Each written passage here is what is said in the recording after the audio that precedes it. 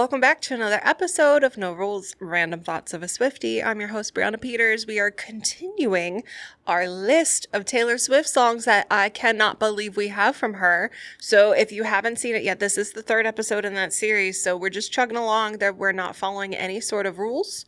I'm not going by any sort of album structure. The songs that came to me when I was thinking of doing this, I wrote them down, and that's how we're going through it. So if you haven't seen it yet, 2 other episodes in this series have already debuted and are out, so please go check them out. But also, please, in the comments, wherever you're hearing and or seeing this, tell me your Taylor Swift songs that make the list for you. I have to know. Are we thinking the same thoughts? Please, I need to know. So yeah, let me know what you guys think. Otherwise, I am going to jump right into it because, as you know, it's going to take me a while. I have another 2 amazing songs from Taylor Swift. And if you didn't know, actually, I put a Spotify playlist together of all the songs that have made the list for me. And if you would be interested in listening, it's just a fun time. I tried to really organize it in a way. I'm big on a playlist. That might be the millennial in me coming out, but I am really big on a playlist and how it makes you feel, and starting high and going slow and then medium bops, the whole thing. I think what I have is a good ability to make a playlist is what I'm saying. So anyways, if you check the episode description, that is where the playlist link will be. If you listen on Spotify, it's a good time. And yeah, I don't know if you guys are into this, but I did make a Reddit channel for this podcast. We could get in there and we could be talking in there as well. Check it out. No Rules Swiftie Pod. Find me on TikTok, Instagram, all the places, all the clips, but also please make sure you are listening and or watching to the full episode so you get all this amazing content. Okay, let's get it going. Yes, I am going to be following my notes once again because I don't want this to take an hour and a half. I already did the work. Don't let me ramble, you guys. Don't let me ramble. So which one makes it to the top of the list today is Paper Rings. I love this song so much. Such an upbeat, amazing song from Lover. Taylor Swift really blew our minds collectively as a Swiftiedom when we heard this song, because there's just no way that you can't tell me that as a Swiftie, you heard Taylor Swift say for the first time that she wanted to get married and you didn't lose your mind. At the time, we seriously had no idea if Taylor Swift wanted to get married. Did she see that for herself? As much as we feel like we know her, we don't know her. We don't know her personally.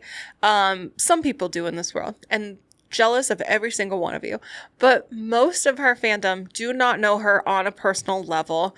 And so for that, it leaves a lot of questions, right? We're not sure, what does she want for her life? And especially during the time of, Lover, which she had Reputation before, we had many years after, but she was in a long-term committed relationship. And it's just man, it kind of stinks because I do feel like there's a lot of societal pressures that even I would succumb to thinking about Taylor. I'm wow, she had been with him for 4 years at this point, and there's no engagement that we know about. There's no wedding planning. It just, you naturally start to kind of wonder these things, of not in your own relationship, but with others that you're following or you care about. And I think that's kind of where a lot of Swifties were. We were just kind of waiting that any day they were going to get engaged. And we didn't know what was happening behind the scenes, obviously. But so when it wasn't happening in our eyes, we didn't physically see this, I think it's natural to wonder, because every relationship before this Taylor Swift had was not a long-term relationship. They were pretty churn and burn. And so when we finally got to the point where we had a long-term relationship, oh my God, see the parasocial relationship happening in real time. When she started her long-term relationship, it really just started to make you wonder, wow, maybe she just never really wants to get married. Maybe that's how she feels. She doesn't want that.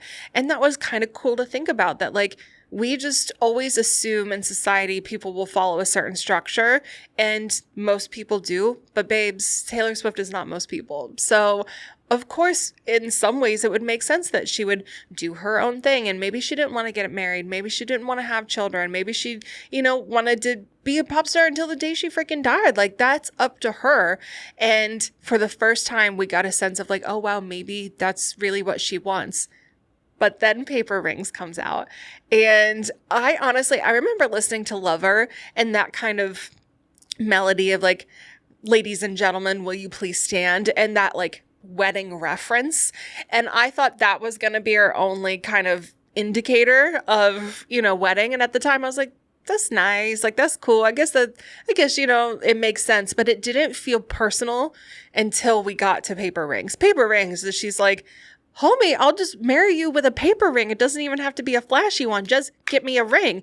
And so the first time I heard it, I was like, oh my God, Taylor Swift wants to get married one day. Like, she's just a girly pop like us that wants to get married to the guy that she loves. And so, yeah, and there's nothing wrong. I just want to put it out there. There's nothing wrong with not wanting to get married or not wanting to have children or to buck the societal norms like that people put, especially on women. Like, I'm all in support of women doing whatever they want. But as a collective, the norm is get married, have kids, do the whole thing, right? So when we come back to Taylor and her journey, I just say that I'm like happy for her and whatever she wants to do. She has conquered. She is at the top of a mountain that none of us, like, let's be honest, none of us will be able to understand.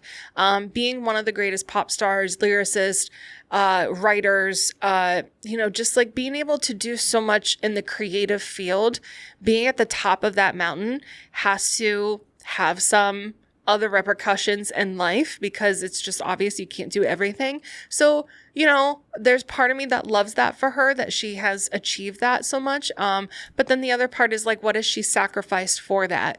And so part of me just thinks it's really cool if she wants to get married or she wants to have kids to be able to enjoy that part of her life. And if it's not that, then more power to her. She gets to do what she wants. And that's all that matters. Like, let's bring it back to that's all that matters.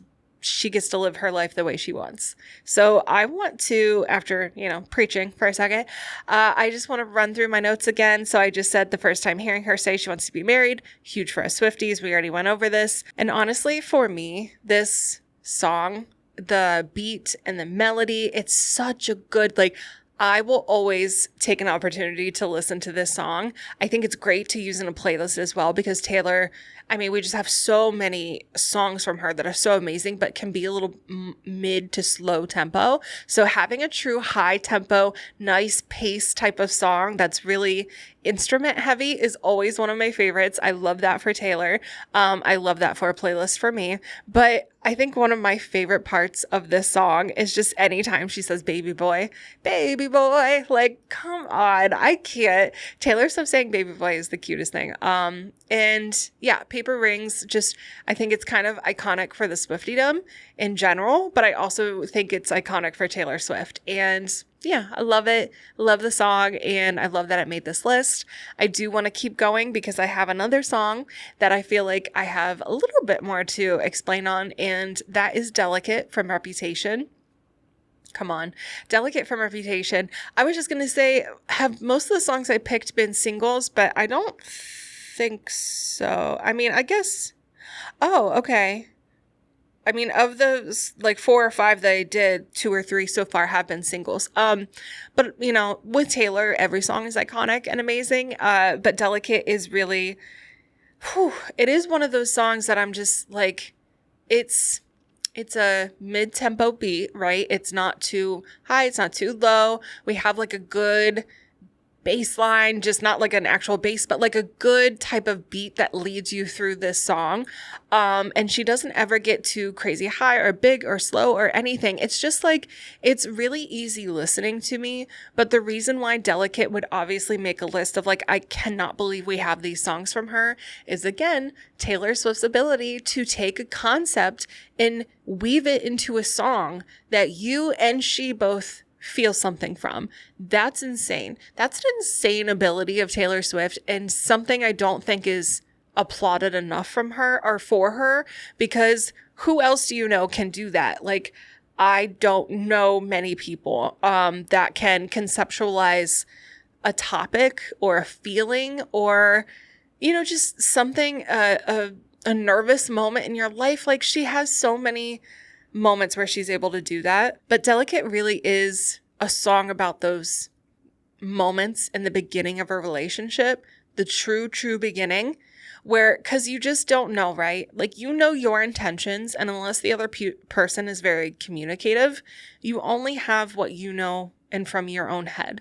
So you start to date someone, you like them, you feel like it's going in a good direction, and there's going to be a moment in time where it's like you really want to take it from casual to exclusive. You really want to make the commitment and take that moment, and it's scary. It is so scary. I don't think that brief moment in time is talked about how terrifying it is.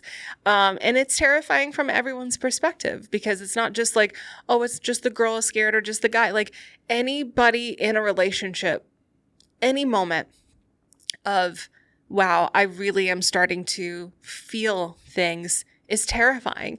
So Taylor taking that brief moment in time and writing an entire song about how delicate that moment is and about that situation and how you kind of have to handle things just right, because again, you don't know this person in terms of like, oh, we've had years together, I know how they react. Like, you don't know. And so you don't want to scare them, and you don't want to push them too hard, and you don't want to just put yourself out there too much on a limb on your own. And you're like, it's so delicate. I really do think about it as like walking a tightrope, right? It's just like you're trying to take that next step, but in trying to do that, it's so wobbly and shaky and it's so scary. But if you land it, it's amazing, because you get to take that next one and the next one, and you don't get to the end of the rainbow without, taking all of those steps, right? So if marriage and kids and all of that is there, you have to be vulnerable and put yourself out there and have those moments. And sometimes they work out. Sometimes they do not. And that's just the game of life that you have to try and figure out. The fact that Taylor Swift took this concept of the delicate balance of starting a new relationship is still mind-blowing to me, and still not like something I've probably really like conceptualized fully. So I'm going to go back to my notes here, but I said, I love this idea for a song, and because Taylor is the songwriter she is, of course it's the most amazing song ever. But to be able to conceptualize these initial stages of falling for someone and all the things you want to say, but you talk yourself out of, that's a big one. It is so scary, so scary to want someone and to not know if they feel the same way as you, to go out on a leap, to express yourself, to not knowing if you're the only one feeling this, to want them for yourself, to understand the delicate nature of wanting to be and express yourself, but not to scare the other person away. It's huge. That is such a huge moment. And of course, it would take someone as talented as Taylor Swift to really talk about it in such a beautiful way. And so for me, my favorite part of Delicate from Taylor Swift is, sometimes when I look into your eyes, I pretend you're mine all the damn time. And then it gets quiet. She goes, because I like you. It's so good. I do think I tend to favor like a get quiet moment, and then she comes in and takes it to the next level. But I mean, that kind of makes sense, right? Because that's something she does perfectly every single time. That's another episode. Can't believe we did it, y'all. We have so many more still left to go. So don't worry if you haven't heard one of your true favorite Taylor Swift songs. There is still time. But again, also tell me in the comments what you're thinking, what you're feeling about this series. Go check out the playlist, see what maybe other songs are upcoming. And yeah, let's just keep communicating. I'm so excited to keep doing more of these episodes. Thank you guys so much for listening and watching and participating. I will catch you in the next one.